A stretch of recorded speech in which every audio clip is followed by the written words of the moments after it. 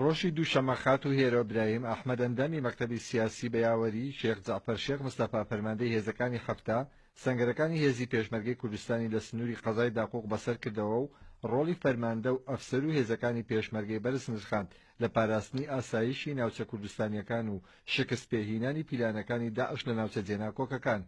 دیارە هێرۆخان ئەمە یەکەم جاری نییە بڵی سەردانی پێشمەرگە بکە. هێرۆخان لە شاخیش لە زروفی سەختە لە هەفتاکان لەگەڵ هێزەکانی پێشمەرگە بووە.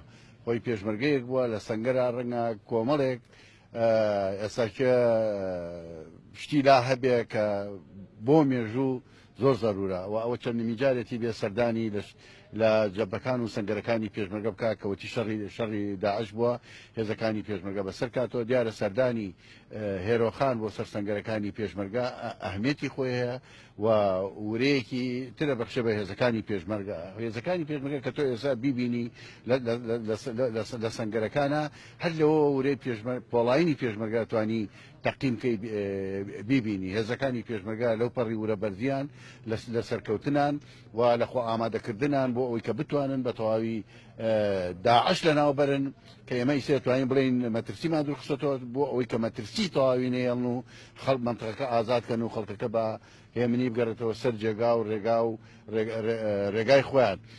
فەرماندە ئەفسەرانی باڵای هێزی پێشمەرگە لە باشووری کەرکووک ستایشی ئەو سەردانەی خات و هێرە ئیبراهیم ئەحمەدیان کرد و سەردانەکەشیان بە هەوڵێکی خەمخۆرانە بۆ هێزی پێشمەرگە وەسف کرد.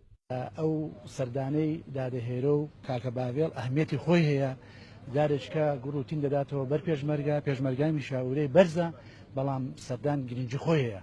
بە چاوی خۆی شتەکان دەبینێت، سەنگەرەکان دەبینێت، پێشمەرگەش ئەوە دەبینێت کە ژنێکی واتێ کۆشەر کە لە شاخ هەمیشە لەگەڵ پێشمەرگەوە لێرە سەنگەرەکان بەسەر دەکاتەوە.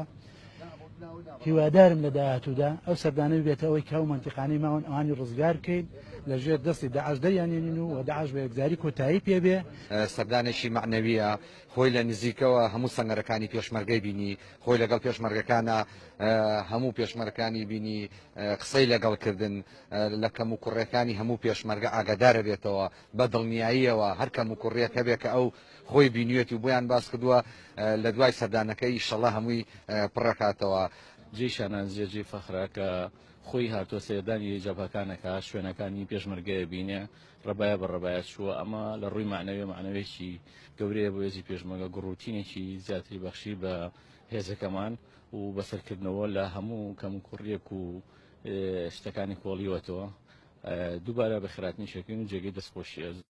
لەو سەردانە مەیدانیەدا خات و هێرە ئیبراهیم ئەحمەد سەردانی سەنگەرەکانی پێشەوەی نەبەردی و بەرگریکردن لە خاچی کوردستان بەسەر کردەوە و بە شێوەیەکی مەیدانی لە دۆخی پێشمەرگەی کۆڵیەوە و ستایشی شەونخوونی هێزەکانی پێشمەرگەی کرد کە توانیویانە ئاسایش و ئارامی بۆ ناوچە جێناکۆکەکان بە تایبەتی و هەرێمی کوردستان بەگشتی دابین بکەن.